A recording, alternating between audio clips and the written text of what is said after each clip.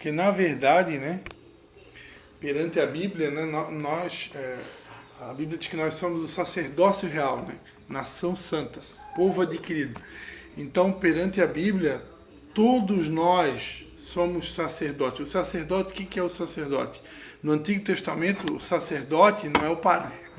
O sacerdote ele era um intermediador entre Deus e os homens. No Antigo Testamento. Com a vinda de Jesus, Jesus morreu na cruz no nosso lugar. Quando ele morreu na cruz, ele construiu para nós um caminho para Deus. Então hoje, por causa do sangue de Jesus, qualquer pessoa pode se relacionar com Deus. Eu não preciso mais do intermediário, tá entendendo? Então no Antigo Testamento precisava do intermediário, que era o sacerdote. O sacerdote oferecia sacrifícios constantemente a Deus, e aqueles sacrifícios era o preço estabelecido para que aquelas pessoas pudessem se aproximar. E, na verdade, quem se aproximava mesmo era o sumo sacerdote, né? Que era o representante de Deus na época. No caso, no Antigo Testamento, os mais conhecidos são Moisés e Arão, né? Então, eles é que entravam na presença de Deus, se comunicavam com Deus e mandavam recado para o povo. E hoje não é mais assim. Hoje todos nós temos. E aí, onde é que eu quero chegar? Onde que eu quero chegar é que agora a responsabilidade ela não está mais sobre uma pessoa. A responsabilidade está sobre todos. Todos aqui têm responsabilidade de ser um bom pai, de ser uma boa mãe, de ser um bom cidadão. Não é só do pastor. De evangelizar, de ganhar almas para Jesus. Essa responsabilidade é de todos. Agora, os pastores, e não só pastores, mas apóstolos, todo aquele que tem título, há um peso maior, né? Uma responsabilidade maior. Por quê? Porque o título ele proporciona isso. Né? Enquanto eu não tinha título, eu ganhei dezenas e dezenas de vidas para Jesus. Eu convidava as pessoas para uma reunião como essa aqui, ó. Eu cheguei a convidar 30 pessoas num dia só. Das 30 vinha 10 numa reunião como essa. Enquanto eu não tinha título. A partir do momento que eu ganhei o título, convidava 20, vinha uma. É uma espécie de um preconceito que existe, infelizmente. Né? Infelizmente. Existe um preconceito. A partir do momento que tu tem um título, se cria um preconceito. Eu gostaria de dizer que isso não existe, mas talvez não exista em outros lugares. Aqui existe. Eu senti isso na pele. Né? Oi, pastor, quando você está falando ali de título, é respeito à teologia? É título de pastor. De pastor, apóstolo, profeta. Porque agora, antigamente na cidade, as pessoas me viam como o Christian. O Christian é empresário, o Christian é dono que fazia Love Car, que fazia serenata. Era o Christian, filho do seu Dalci e filho da Mena. Hoje não é mais o Christian do telemensagem, hoje é o pastor Christian. Então isso é fácil. Eles vinham mais pela amizade, por lhe conhecer, do que vir por obrigação ou respeito a Cristo, né? Ou querer estar. Vinham mais porque eles conheciam. Só Deus para sondar, né? As motivações do ser humano. É tipo assim, ó, tem que convidar um amigo e age de uma mas fazer forma. o que o pastor ir lá e te convidar. A gente não tem como entrar na mente de cada um. Tem um detalhe também. Não tem um preconceito sim contra os pastores, tem muita gente que tem. Tem um detalhe também que Tem padres e padres, o que eu vou falar pode ser que choque, mas vocês aqui não vai chocar porque todo mundo aqui já tem uma caminhada, né? Mas a condição financeira, ela quer queira ou não queira, ela acaba impactando. Porque como eu era empresário, eu tinha uma renda muito boa. Então eu e a Patrícia, a gente tinha costume pelo menos 1 a 2 vezes na semana, a gente vamos fazer uma pizza, vamos no churrasco na tábua, vamos na pizzaria. E a gente pagava para os amigos. Então, por quê? Porque tinha dinheiro, né? A partir do momento que tu virou pastor, que virei missionário, que agora não tem mais dinheiro para pagar nada para ninguém, aí já... Aí você reconheceu os seus verdadeiros amigos. Porque o Rafael, na situação que ele se encontra agora, ele diz, ele tinha amigo. E ele não tem um amigo que visite ele agora, na doença. No começo e agora ele passa os dias sozinho, né? Comigo, Fernando. Mas os amigos que ele pagava, que ele fazia comida na casa dele, que ele levava churrasco, que eles iam, né? Não vai mais nenhuma. Aí, aproveitando o gancho dessa conversa, que tudo eu creio que é guiado pelo Espírito Santo, nos últimos tempos, talvez aqui alguns aqui não saibam, né? Mas nos últimos meses, nos últimos 3 meses especificamente, está acontecendo um mover onde o Espírito Santo está batendo na tecla, a mesma tecla, mês após mês, que é um assunto que alguns cristãos não gostam de ouvir, uma palavrinha chamada prosperidade. Por quê? Porque no passado existiam líderes cristãos, líderes religiosos, que ensinaram esse assunto de uma maneira talvez errada. E aí se criou um tipo de um muro, um tipo de um bloqueio, que hoje cristãos considerados sérios, considerados corretos, criaram até uma aversão a essa palavra prosperidade. Mas biblicamente, a Bíblia está cheia de textos que fica claro que Deus quer prosperar o seu povo. Só que esse prosperar não é necessariamente só finanças. Prosperar, até a gente já ministrou aqui, né? Prosperar, Jesus disse que veio para dar vida e vida com abundância, né? Então essa vida com abundância ela é completa, é restauração do casamento, é restauração de amizades, é a família restaurada, é restauração nas finanças, restauração emocional, em todos os níveis. O que Deus tem para nós é algo completo, né? Até eu expliquei aqui numa célula a palavra shalom, que muitas pessoas interpretam como a paz, né? Paz seja com você, né? Jesus dizia, a paz seja com você, né? Paz seja convosco. Essa palavra no hebraico é a palavra shalom. Só que shalom não é só paz. O tradutor na língua portuguesa, ele traduziu por paz. Mas no original em hebraico, a palavra shalom não é só paz. A palavra shalom significa tudo inteiro, tudo completo. Então, quando uma pessoa, o apóstolo Paulo dizia graça e paz, o que ele está dizendo? Graça significa o amor incondicional de Deus, o amor imerecido de Deus, ou o favor de Deus imerecido na nossa direção. E a paz é o shalom, tudo inteiro. Então, quando a pessoa fala graça e paz, ela está dizendo, eu estou desejando que o amor incondicional de Deus seja na tua direção e que tudo seja completo na tua vida, que não te falte nada, não te falte nada em nenhum aspecto, entendeu? Então é bem complexo. Se a gente for analisar detalhadamente, não é simplesmente, a gente fala graça e paz. Parece até uma coisa assim, nada a ver, né? É graça e paz. Mas esse graça e paz tem um significado tremendo se a gente for analisar. Então, mas enfim, onde é que eu quero chegar? Onde é que eu quero chegar? Que dentro desse pacote que Deus tem para nós, de restauração em todos os níveis, está incluído também a restauração financeira. E aí eu diria, sem medo de errar, por que Deus está preocupado em prosperar financeiramente a igreja dele? Sabe por quê? Justamente por causa desse detalhe que eu falei no começo. Infelizmente, ou felizmente, o recurso financeiro nos ajuda a alcançar mais pessoas para Jesus. Muitas vêm com a motivação errada, né? Por exemplo, se eu fosse solteiro, como tem célula só de homens solteiros, né? E eu pegasse e anunciasse que eu vou fazer um churrasco aqui, né? Só para homens, porque talvez alguns aqui não saibam, a gente costuma trabalhar homens e mulheres separados. Aqui, hoje a gente está fazendo todo mundo junto porque a gente está num número pequeno de pessoas.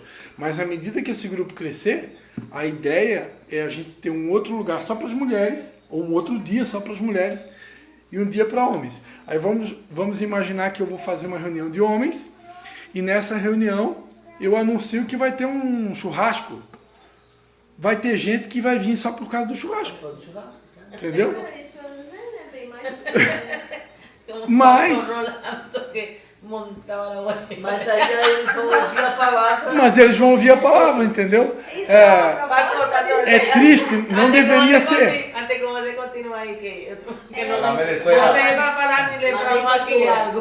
Pastor. Tá certo, tudo bem, o pastor está falando sobre isso daí, né, da questão. Só que tem aquela passagem que diz, né, que eu não tenho prata nem ouro, mas o que eu tenho é o que eu te dou, né? Então a gente vai dar o que a gente tem, né? Sim, cada um vai dar o que tem. Mas onde é que eu estou falando? Tem Jesus, a gente vai entregar Jesus já. Então eles vão ouvir. Hoje, por exemplo, não vai ter lanchinho hoje. Só um pouquinho. Hoje não vai ter lanchinho, hoje vai ser só água. Não tem lanchinho. Allá en Venezuela había un pastor, perto del barrio donde nosotros teníamos la congregación allá. El pastor botaba una panela grande. Uma panela Boa assim. noite. Grande. Pastor, botamos uma panela assim. Grande. Assim. Ah, é? Botaba agua ali Grandona. y fuego con esa panela. Entonces, la gente, vecinos de ahí, perto de ahí, oleaban si el pastor iba a hacer sopa ese domingo. Y oleaban. Ah, viu? É uma isca, né? É. Dios pegó la sabiduría para el pastor. Vamos a hacer esto. Entonces, ese día cuando oleaban la panela, gente por demás en la iglesia Ficava lotada. estaba llena, mucha gente, crianza, Quando terminar essa aula, eu vou buscar. idosos, jóvenes. Ficaba muy llena ese domingo la iglesia. Todo el mundo comía y iba embora. Entonces él lo volvió a hacer, otra vez la iglesia llena. Ese día no pudo hacer la sopa. Ese domingo Não tinha No dio recurso, centro para hacer a sim, sopa. para hacer a sopa. nadie fue para la iglesia ese día. Nadie fue para la iglesia. Viu? Olha isso. Al próximo domingo, Dios faló para el pastor, Bota a água ferver. ponte el agua ahí. Y la gente, pastor, a las 11, porque a las se hacen los cultos los domingos en acero, 9 horas hasta las 12 del mediodía. Bon, llegó la hora, acabó todo. Vino el pastor, llegó el agua ahí, filo. Ay, me van a matar, se mata. Porque cuando él mandó al filho, acabó el culto, él mandó al filho jogar el fuego, que apagara el fuego, y él vino el filho y jogó el agua. Cuando esa gente olió que no tenía sopa, sino que era pura agua ferviendo, bueno, Querían matarlo. ahí querían matar al pastor, ¿entiendes? Porque esa gente fue probada. No oficiaron, el pastor no ofició la sopa, vamos a ver si van a ficar. No fueron.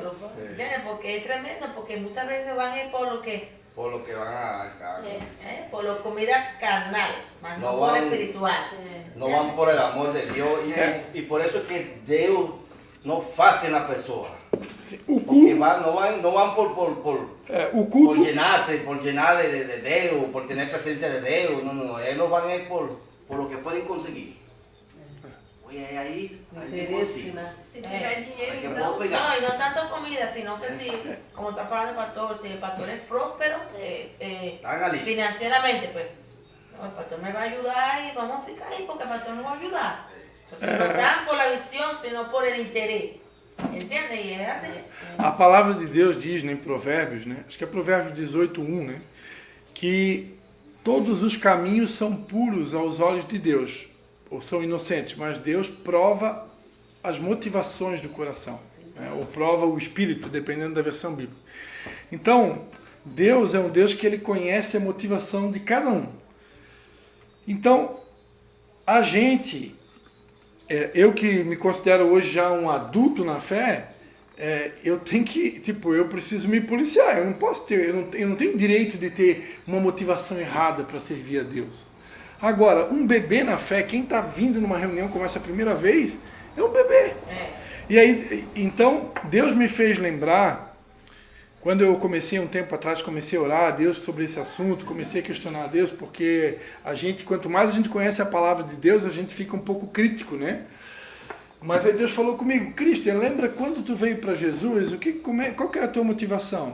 Lembro, eu estava apaixonado pela minha esposa, eu queria namorar com ela. Então eu estava indo para a igreja porque eu queria namorar com uma menina evangélica. Eu não estava indo por causa de Jesus. E eu me converti e hoje eu sou um pastor. Então aí Deus me fez...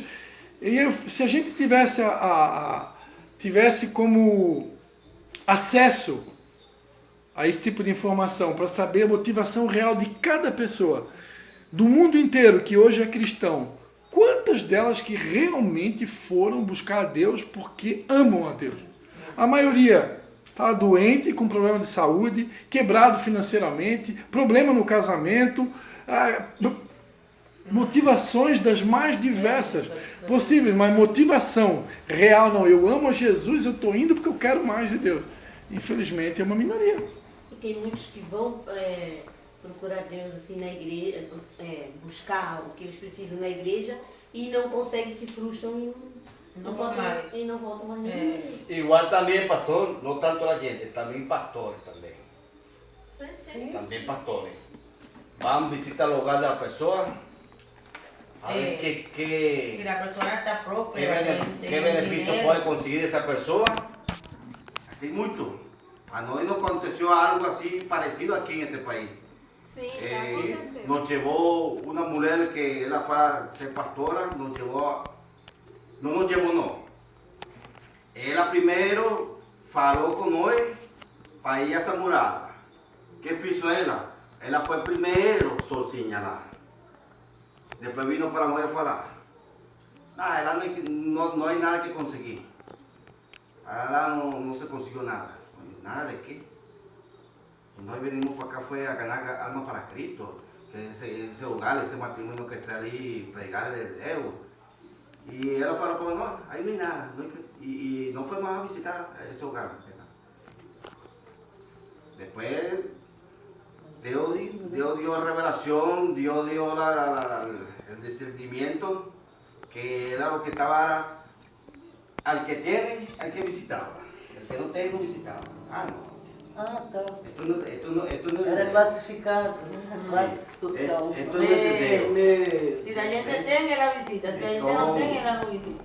No está por ese interés, por amor a la Dios no alma, está colocando Deus por em amor primeiro a la lugar. obra de Dios, sino por sus beneficios lucros que consigue. Entonces, es terrible eso. Agora, Deus tem a misericórdia. o que acontece, né? Deus tem a misericórdia. Uma coisa que para nós, uma coisa que para nós precisa ficar claro. Quando uma pessoa está vindo para Jesus, qual é a frase que Jesus usa? A frase que Jesus usa é: vinde a mim. Vinde a mim todos vós. Quantos? Todos vós. Estáis cansados, oprimidos, sobrecarregados, que eu vos aliviarei. Então, o vinde a mim é venham todos. De qualquer jeito, com motivação errada, com pecado, com sujeira, de qualquer maneira. Vinde a mim. Todos, todos. Todos vós. Aí quando a pessoa ela chegou, agora ela entrou na caminhada. Né? Por exemplo, aqui vamos pegar o exemplo da Maria Madalena. Ela está com a gente aqui uns 3 meses, talvez. Né? Então, o vinde a mim está encerrando. Está encerrando, já está encerrando o vinde a mim. Apesar que o vinde a mim ele continua até o último dia. Né? Não. Aí já é caminho a mim. Aí qual? Depois do vinde a mim, Jesus vai dizer: vinde após mim. Depois que eu já estou caminhando com ele, aí ele vai usar a frase: vinde após mim, que eu vos farei pescadores de homens. Né? Então agora o que acontece? Agora eu começo a ter responsabilidade. Quando uma pessoa chega na caminhada, ela não tem responsabilidade. E eu nem posso, já pensou começar, tu chegou aqui no primeiro dia, já vou te entupir de responsabilidade, tu nem vem mais. Né? Agora, a partir do momento que a pessoa começa a entender, porque quando há uma conversão verdadeira, eu me torno filho de Deus. Antes era uma criatura, agora eu sou filho. E como filho, eu tenho responsabilidade. O filho ele tem direitos, deveres, direitos e deveres, entendeu? Então,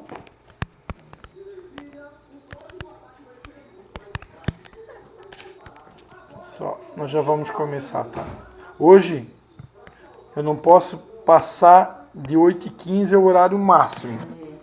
Porque tem esposa para pegar. Uma coisa aí, Levi, que ajuda. Ok, então a gente vai orar.